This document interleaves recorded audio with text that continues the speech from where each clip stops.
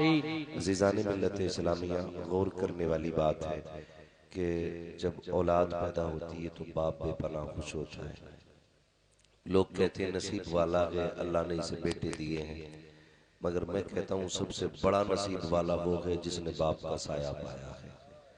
सोचा जाए आज वसीम भाई को अल्लाह ने बेटों से नवाजा, ये इतने खुश हैं, यकीनन इनकी विलादत पे भी बाप को उतनी ही खुशी हुई होगी।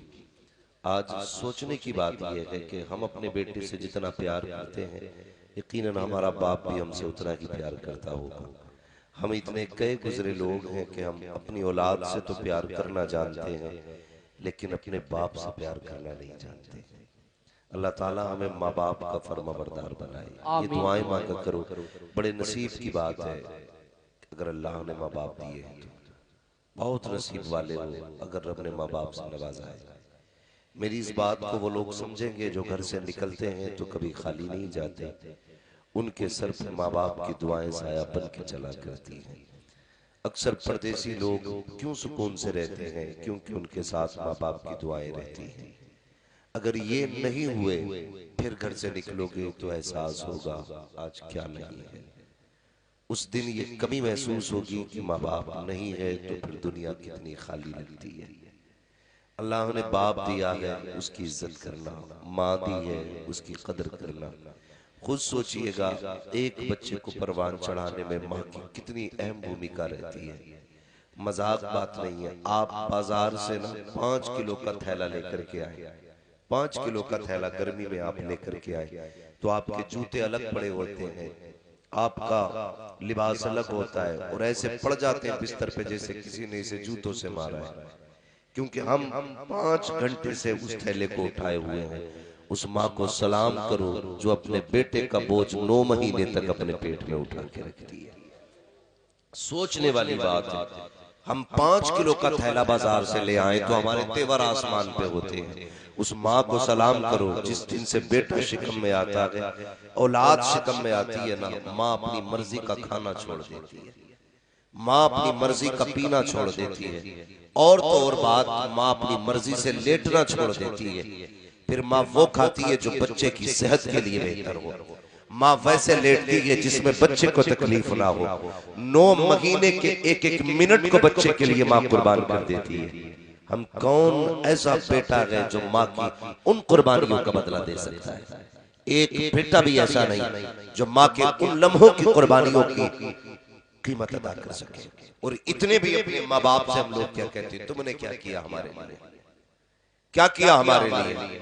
ये कम था जो 9 महीने तक माँ तुझे पेट में उठाई फिरती रही? ये कम था कि कभी माँ जब से तू पेट में आया था माँ कभी उल्टी लेट न सकी? क्या ये कम था माँ ने अपनी मर्जी का खाना छोड़ दिया था?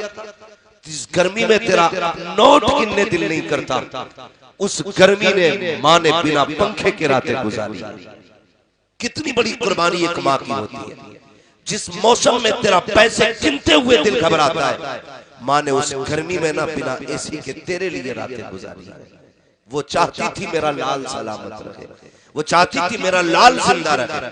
और बढ़ के बात करने लगा हूँ, वो बेटे आज बाप बन के ना सुने, सिर्फ बेटे बन के मेरी बात सुनना, बेटे बन के मेरी बात सुनना।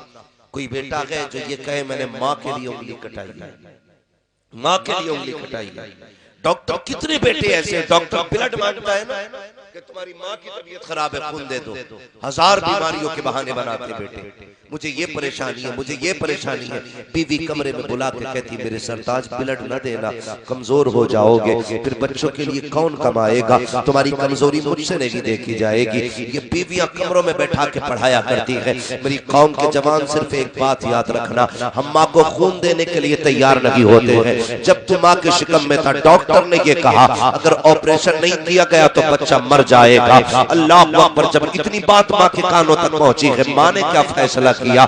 माँ ने ये कहा मैं ऑपरेशन के लिए राजी हूँ। फिर डॉक्टरों की क्या राय आती है? डॉक्टर कहते हैं कि पहले तुम्हें ऑपरेशन के कागजों पे साइन करने पड़ेंगे। किस चीज के साइन है? कि जिंदगी मौत की कोई गारंटी नहीं है, तुम मर भी सकती है बच भी सकती है। उस माँ के प्यार को सलाम करो यार, जिसने औलाद को जिंदगी देने के लिए अपने पेट की 7 खालें कटवाई है, अपनी जिंदगी को मौत में बदल दिया है। वो मौत के मुंह से निकल करके आई है ताकि मेरे बच्चे को जिंदगी मिल सके, ताकि मेरा बच्चा सलामत रह सके। उसने पेट कटवा दिया ताकि बच्चा जिंदा रह सके। तुम बताओ तुमने कौन सी कुर्बानी दी है?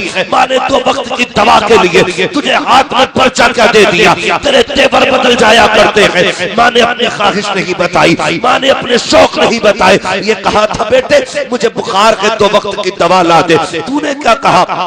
मेरे पैसे तेरी दवा के लिए नहीं है। वो खांसते खांसते दुनिया से चली गई, तू एक खांसी का सिरप न दिला सका। और यार कौन से मुंह से कहता है मुस्तफा का उम्मती है? किस मुंह से कहता है जन्नती है? कौन सा मुंह लेकर के जाएगा हौज़े कौसर के लिए? मुझे भी तो बता। अगर तुझे अपनी माँ से नफरत है, पैगंबर का किरदार देख। वो पैगंबर, वो नबी जो कायनात का मालिक बन करके आया, जिसके आंगन में किसी चीज की कमी न थी।